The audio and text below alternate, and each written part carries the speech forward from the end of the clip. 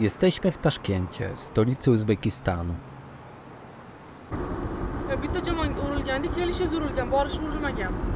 Jednak aby opowiedzieć dzisiejszą historię, musimy przenieść się do małej miejscowości leżącej już poza granicami miasta. Po około godzinie drogi docieramy na miejsce, gdzie już rozpoczęły się przygotowania do nadchodzącego wydarzenia.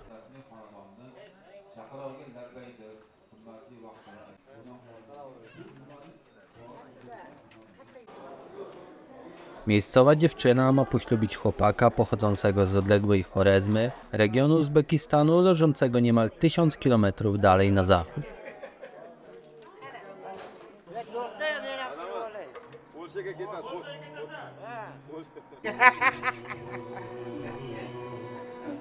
Naszą uwagę przykuwa grupa mężczyzn przygotowująca jakiś posiłek w ogromnym metalowym garnku.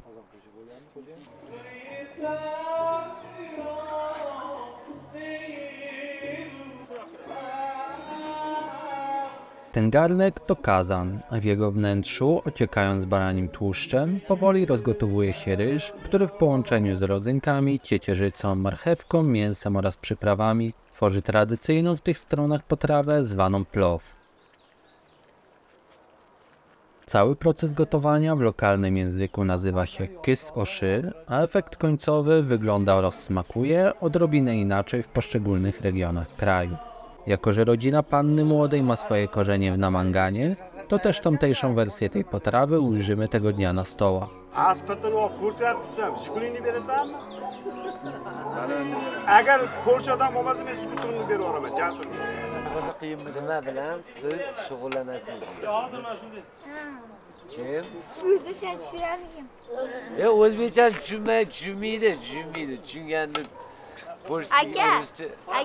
Да. İlk şimdiki mi? Ya akanı hamı çiğnedi. Brat? Да.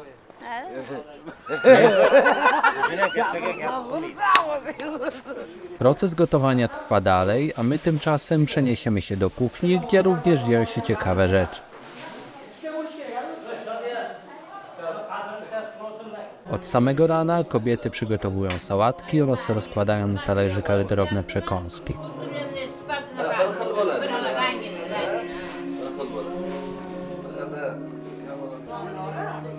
Co oczywiste, króluje mięso.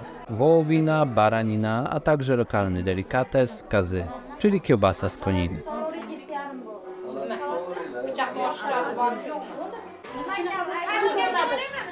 Sałatki, które dziś zostaną zaserwowane, pochodzą z kuchni koreańskiej, a także rosyjskiej.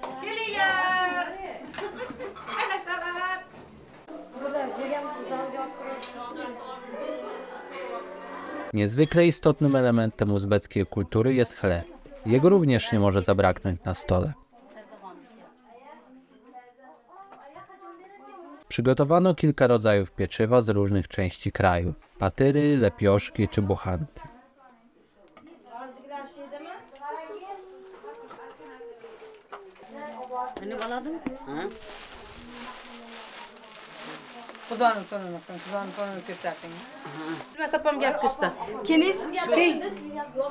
To jest kwiatki dla rodziców, jakby dla matki panny młodej i dla matki pana młodego. Bo u nas jest taki zwyczaj, że dla matek jakby młodych dać taki bukiet kwiatów. O taki. Fajne?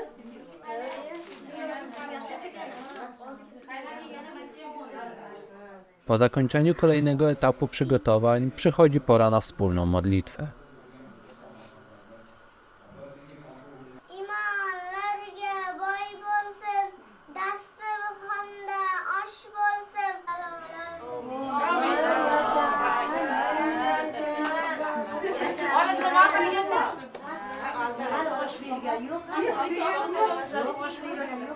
W międzyczasie zaczęli pojawiać się pierwsi goście.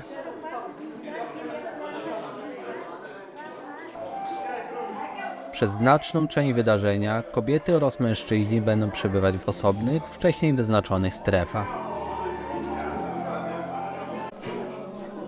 Na początek chodźmy zobaczyć, jak wygląda sytuacja w części żeńskiej.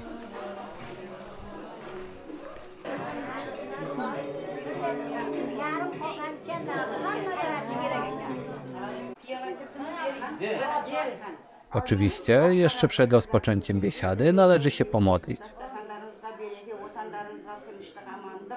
Құда қаласа өздерінен көбейіп, бізге ұқсап қария тойлатып қазақшалап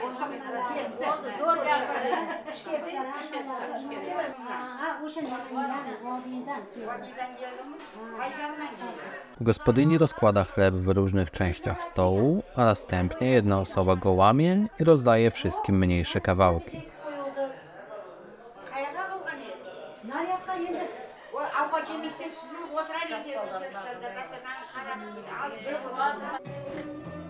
Dzieci przemieszczają się swobodnie i spędzają czas tam, gdzie w danym momencie mają ochotę.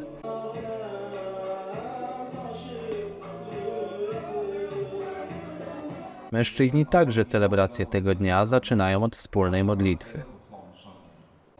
Allahu Akbar.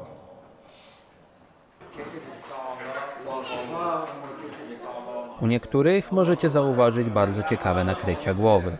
To dopy, popularne również wśród innych ludów Azji Środkowej. Zależnie od regionu, w którym się znajdujemy, ujrzymy trochę inne fasony tych nietypowych czapeczek.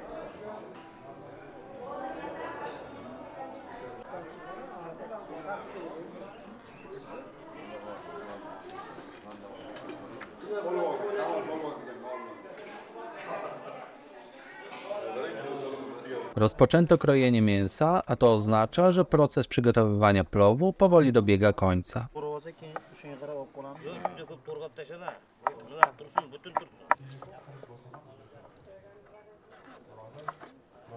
Ostatnie szlify, na talerzu z ryżem ląduje plaster koniny, garyć baraniny oraz przepiórcze jajko i aromatyczna potrawa jest gotowa do podania.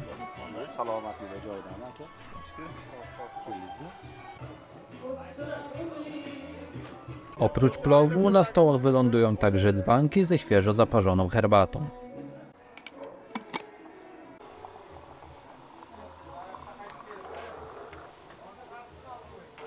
Po uczcie przychodzi pora na szybkie sprzątanie, aby przygotować przestrzeń do kolejnego etapu celebrowania dzisiejszego dnia.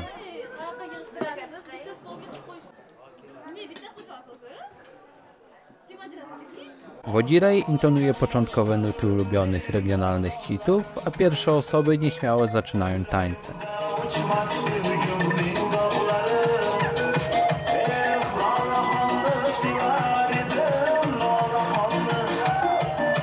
Aby zachęcić gości do wychodzenia na parkiet, rozdaje się im niewielkie sumy pieniędzy oraz drobne upominki.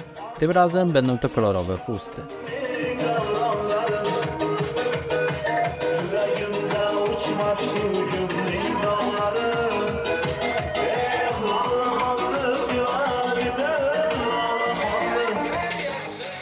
W przerwach pomiędzy kolejnymi utworami mają miejsce przemowy z podziękowaniami oraz życzeniami na przyszłość. Kolejne osoby dołączają do tańczących i nawet mnie udaje się wciągnąć w wir zabawy.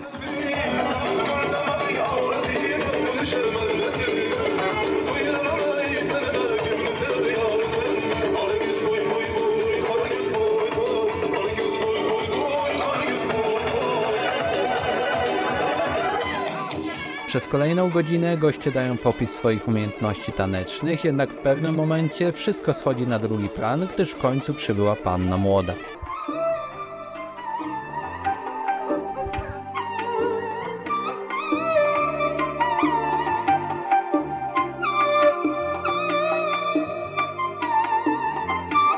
Rozpoczyna się zwyczaj zwany Kilin Salom, gdzie panna młoda w geście szacunku oddaje symboliczny pokłon rodzinie oraz pozostałym gościom.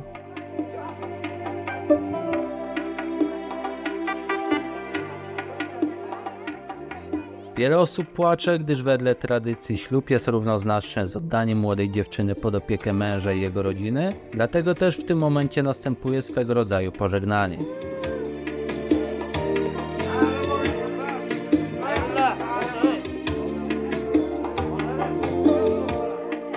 Następnie wszyscy odprowadzają pannę młodą do wcześniej przygotowanej sali, w której to będzie ona oczekiwać na symboliczne zabranie jej przez przyszłego męża.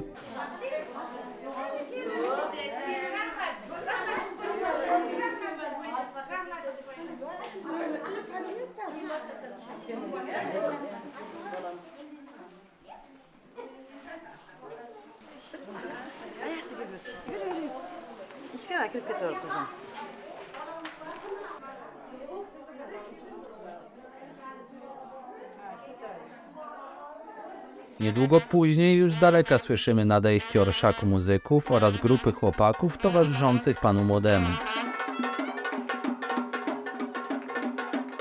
Jak w przypadku całego dzisiejszego dnia, ich nadejście również jest wypełnione regionalną symboliką. Sytuacja, którą właśnie widzimy, nosi nazwę Kiona Kar i oznacza tradycyjne przyjście pana młodego po swoją przyszłą żonę.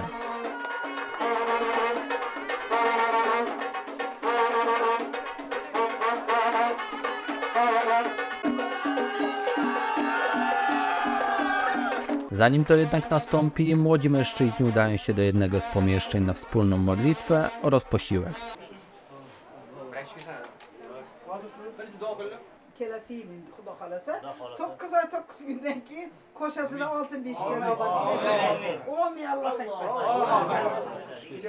Po jakimś czasie pan młody, ubrany w biały strój w tradycyjnym uzbeckim stylu, zmierza do swej przyszłej żony. Ona wita go kilkoma pokłonami, po czym otrzymuje bukiet białych róż oznaczających czystość.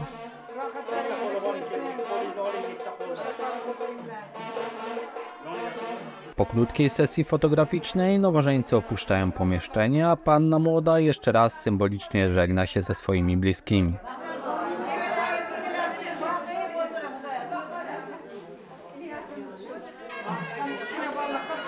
Już za chwilę para wyruszy wspólnie na krótki spacer, aby spędzić trochę czasu tylko razem, a w tym czasie goście udadzą się do tak zwanej Tojchony, gdzie odbędzie się wesele.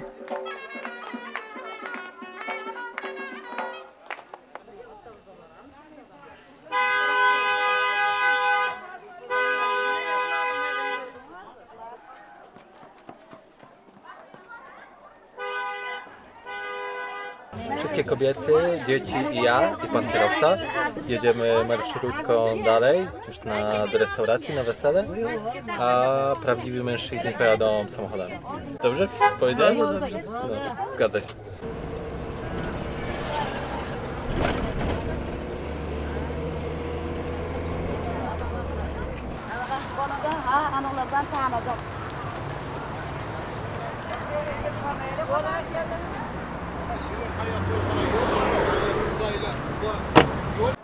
Po około 30 minutach drogi docieramy do restauracji, do której główni bohaterowie wieczoru przyjadą dopiero wtedy, gdy wszyscy goście będą już na miejscu.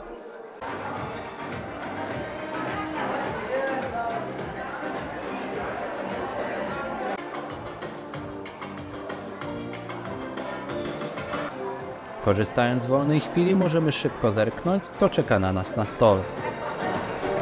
Wygląda na to, że wszystko się zgadza. Tak. Godzinę później sala jest już wypełniona i gotowa na przyjęcie pary młodej. Tym razem już ze swym mężem u boku wchodząca do środka panna młoda wita zgromadzonych wokół gości pokłonami.